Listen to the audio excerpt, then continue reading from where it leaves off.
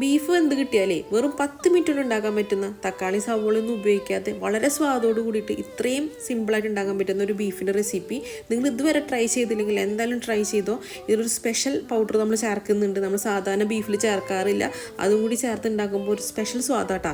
എന്തായാലും നമുക്കിത് എങ്ങനെ ഉണ്ടാക്കാൻ നോക്കാം. 1 കിലോ ബീഫാണ് നമ്മൾ എടുത്തിട്ടുള്ളത്. അതിലേക്ക് 2 ടേബിൾ സ്പൂൺ ഇഞ്ചി വെളുത്തുള്ളി നമ്മൾ വിനാഗിരി ചേർത്ത് അരച്ചതാണ് അത് ചേർക്കുന്നുണ്ട്. ഒരു 2.5 ടേബിൾ സ്പൂൺ വിനാഗിരി ചേർത്തിട്ടുണ്ട്.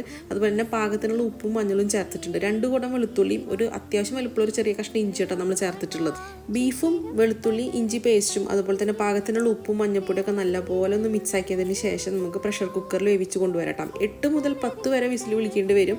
നിങ്ങളുടെ കുക്കറിനനുസരിച്ച് ചിലപ്പോൾ മാറ്റണ്ടാവും. നമ്മൾ വേവിച്ച് കൊണ്ടുവന്നിട്ടുണ്ട്. ഒരു തരി പോലും വെള്ളം ചേർത്തിട്ടില്ല. പക്ഷെ അത്യാവശ്യമുള്ള വെള്ളം നമുക്ക് ആ ബീഫിൽ കിട്ടിയിട്ടുണ്ട് വെന്ത് വന്നപ്പോൾ. ബീഫ് വെന്ത് കഴിഞ്ഞാൽ പിന്നെ ചടപടയെന്ന് കാര്യങ്ങൾ നടക്കൂട്ടാം. ഇനി നമുക്കൊരു പൊടി മിക്സ് ചെയ്യാം. 1 കിലോ ബീഫിലേക്ക് 1 ടേബിൾ സ്പൂൺ കുരുമുളക് പൊടി, അതുപോലെ തന്നെ 2 ടേബിൾ സ്പൂൺ നല്ല എരിവുള്ള മുളക് പൊടി, കാശ്മീരി ചില്ലി പൗഡറല്ല സാധാരണ എരിവുള്ള മുളക് പൊടിയാണ്. അതുപോലെ തന്നെ 1 ടേബിൾ സ്പൂൺ നിറച്ച് മല്ലിപ്പൊടി, പിന്നെ ഒരു 1/2 ടേബിൾ സ്പൂണോളം നമ്മൾ പ്രത്യേകമായിട്ടൊരു സ്പെഷ്യൽ സംഭവം ചേർക്കുന്നുണ്ട്, നല്ല ജീരകം പൊടിച്ചതാണ്. സാധാരണ ബീഫിൽ എപ്പോഴും പെരുംജീരകമാണ് നമ്മൾ ചേർക്കാറ്. ഇതിൽ നമ്മൾ നല്ല ജീരകം പൊടിച്ചതാണ് ചേർക്കുന്നത്. ഇത് ചേർക്കുമ്പോൾ ഒരു പ്രത്യേക ടേസ്റ്റാണ് കേട്ടോ. 1 കിലോയിലേക്ക് നമ്മൾ 1/2 ടേബിൾ സ്പൂൺ നിറച്ച് നല്ല ജീരകം പൊടിച്ച് ചേർക്കുന്നുണ്ട്. പൊതുവേ നമ്മൾ നല്ല ജീരകം ചേർക്കുമ്പോൾ വേറെ ഫ്ലേവർ വരുമെന്നൊക്കെ തോന്നും. ഒരിക്കലും ഇല്ല കേട്ടോ. ആ പൊടി മിക്സ് ചെയ്തതിന് ശേഷം നമ്മൾ ചട്ടി ചൂടാക്കിയിട്ട് വെളിച്ചെണ്ണ ഒഴിക്കണം. നമ്മുടെ നാടൻ വെളിച്ചെണ്ണ തന്നെ ഒഴിക്കണം. അതിലേക്ക് ഒരു കൈപ്പിടി നിറച്ച് കറിവേപ്പില ഇടണം. ഇത് ഇട്ടതിന് ശേഷം നമ്മൾ തീ ഓഫ് ചെയ്യണേ. തീ ഓഫ് ചെയ്തതിന് ശേഷം നമ്മൾ മിക്സ് ചെയ്ത് വെച്ചിട്ടുള്ള ആ പൊടി മിക്സ് ഇതിലേക്ക് ചേർക്കാം. ഓയിലും ചട്ടിയും ഓൾറെഡി ചൂടായി കിടക്കുന്നതുകൊണ്ട് തന്നെ ആ പൊടി ഇട്ട് കഴിഞ്ഞാൽ പെട്ടെന്ന് തന്നെ മൂത്തോളും. കരിയാണ്ട് നോക്കണം. പൊടി കരിഞ്ഞ് കഴിഞ്ഞാൽ പിന്നെ നമ്മൾ ഉണ്ടാക്കിയിട്ട് കാര്യമില്ല, യാതൊരുവിധ സ്വാദും ഉണ്ടാവില്ല. പൊടി മൂത്തെന്ന് തോന്നിക്കഴിഞ്ഞാൽ നമ്മൾ തീ ഓൺ ചെയ്തിട്ട് വേവിച്ച ബീഫിൻ്റെ സ്റ്റോക്ക് ഉണ്ടല്ലോ അതാണ് ആദ്യം ഒഴിക്കേണ്ടത്. പൊടിയും ബീഫിൻ്റെ സ്റ്റോക്കും കൂടി ഒന്ന് നല്ലപോലെ മിക്സായി ഒന്ന് ചെറുതായിട്ടൊന്ന് വറ്റി കുറുകി വരുന്ന സമയത്ത് മാത്രമായിട്ടാണ് നമ്മൾ ബാക്കി ബീഫ് ചേർക്കുന്നത്.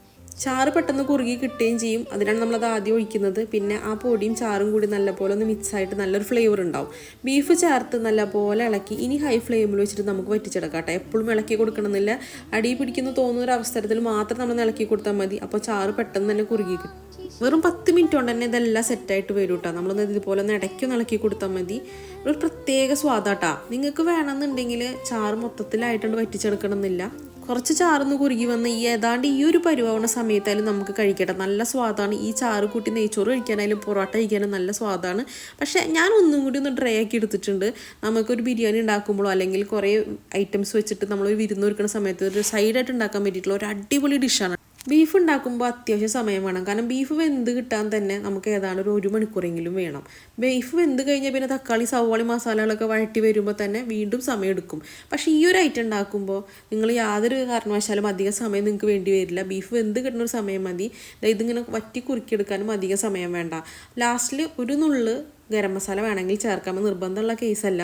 ഈ നല്ല ജീരകം ചേർക്കണോണ്ട് തന്നെ ഒരു പ്രത്യേക ഫ്ലേവറാട്ടാ ഈ ഒരു ഡിഷിന്. കുറേ കാലങ്ങൾക്ക് ശേഷം എൻ്റെ കൂടെ പഠിച്ച എൻ്റെ ഒരു ഫ്രണ്ടിനായിട്ട് ഞാൻ ചാറ്റ് ചെയ്തപ്പോൾ അവളാണ് എനിക്ക് ഈ റെസിപ്പി പറഞ്ഞു തന്നത്. വളരെ സംശയം ഉണ്ടായിരുന്നു എനിക്ക് ഇത് എത്രത്തോളം ഇത് രുചി ഉണ്ടാവും എന്നുള്ളത്. പക്ഷേ ഉണ്ടാക്കി കഴിഞ്ഞപ്പോൾ ആ സംശയം കൊണ്ട് മാറി കിട്ടിയിട്ടാണ്. നിങ്ങൾക്ക് 100% ഉറപ്പ് തരികയാണ്. ഇതുപോലെ ഉണ്ടാക്കി നോക്കിക്കോ, എന്തായാലും നിങ്ങൾക്ക് ഇഷ്ടപ്പെടും. ബീഫ് ഇഷ്ടപ്പെടുന്നവരാണെന്നുണ്ടെങ്കിൽ എന്തായാലും തീർച്ചയായിട്ടും ഇഷ്ടപ്പെടും. അപ്പോൾ 2 തവണ ഉണ്ടാക്കിയതിന് ശേഷമായിട്ടാണ് ഞാൻ നിങ്ങളുടെ മുന്നിലേക്ക് ഈ വീഡിയോ കൊണ്ടുവരുന്നത്. പൊറോട്ടയുടെ കൂടെ ഞാൻ ട്രൈ ചെയ്തു. അതുപോലെ നെയ്ച്ചോറും പരിപ്പും ഈ ഒരു ബീഫും അടാറ് കോമ്പിനേഷനാണ്. ട്രൈ ചെയ്ത് നോക്കിക്കോ ധൈര്യമായിട്ട്.